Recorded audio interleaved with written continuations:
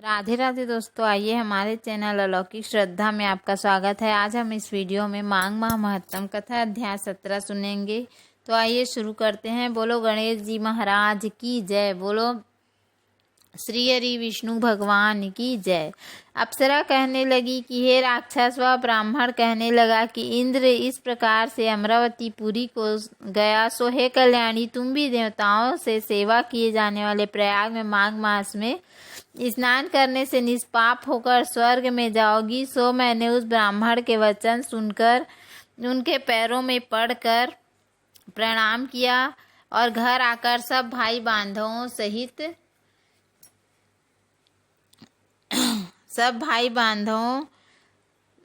सहित नौकर चाकर धन आदि त्याग कर शरीर को नष्ट होने वाली वस्तु समझकर घर से निकली और माघ में गंगा जमुना के संगम पर जाकर स्नान किया।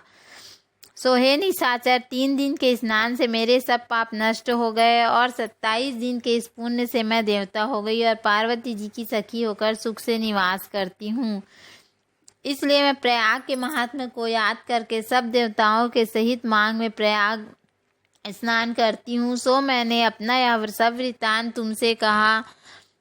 तुम भी इस योनि में पढ़कर और कुरूप होने का सब कारण कहो। तुम्हारी दाढ़ी और मूछें बहुत बड़ी बड़ी हो गई हैं और पार्वती की गुफा में वास करते हो।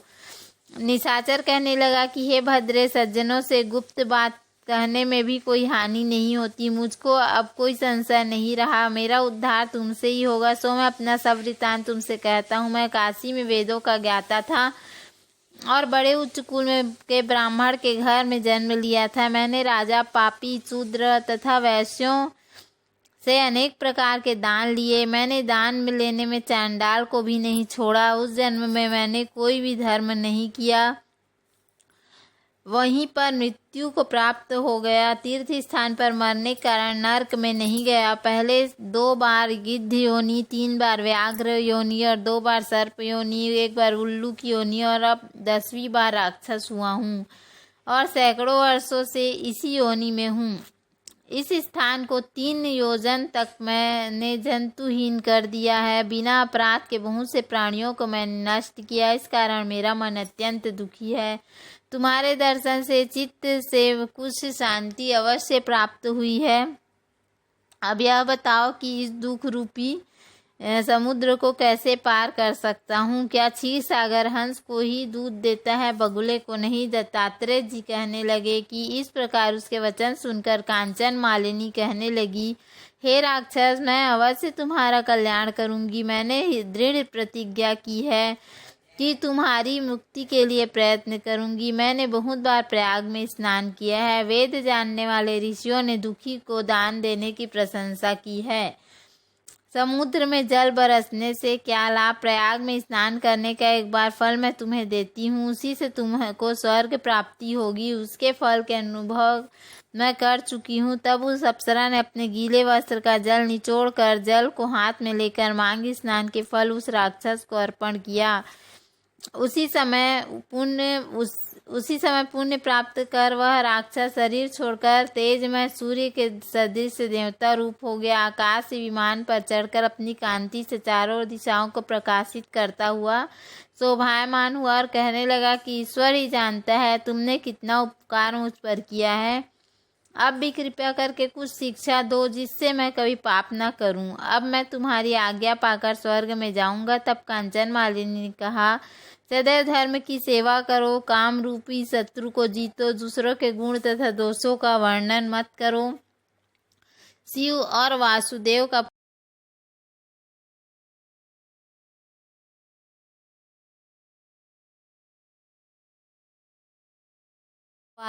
का पूजन करो। इस देह का मोह मत करो। पत्नी, पुत्र, धन आदि की ममता त्यागो। सत्य बोलो, वैराग्य भाव धारण कर योगी बनो। मैंने तुमसे अधर्म के लक्षण कहे। अब तुम देवता रूप होकर शीघ्र ही स्वर्ग को जाओ। इस प्रकार दत्तात्रेय जी गंधर्वों से शोभित हुआ राक्षस कांचन मालिनी को नमस्कार करके स्वर्ग को चला गया और देव कन्याओं ने वहां आकर कांचन मालिनी पर पुष्पों की वर्षा की और प्रेम पूर्वक कहा कि हे भद्रे, तुमने इस राक्षस का उद्धार किया। इस दुष्ट के डर से कोई भी इस वन में प्रवेश नहीं करता था। अब हम निडर होकर विचरेंगी। इस प्रकार कांचन मालिनी उस राक्षस का उद्धार करके प्रेम पूर्वक देव कन्याओं से क्रीड़ा करते हुए शिवलोक को चली गई। अब आइए हम 18वां अध्याय प्रारंभ करते हैं।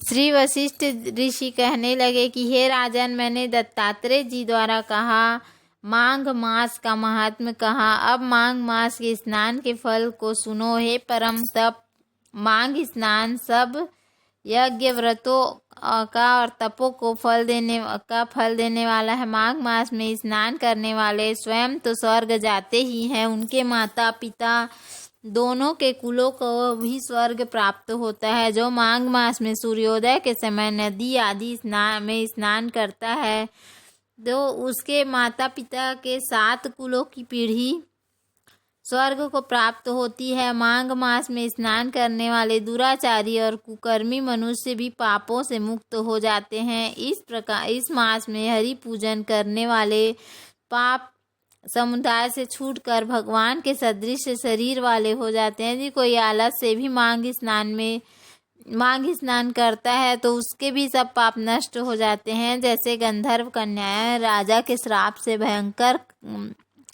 काल को भोगती हुई लोमेश ऋषि के वचन से माघ स्नान करने से पापों से छूट गईं।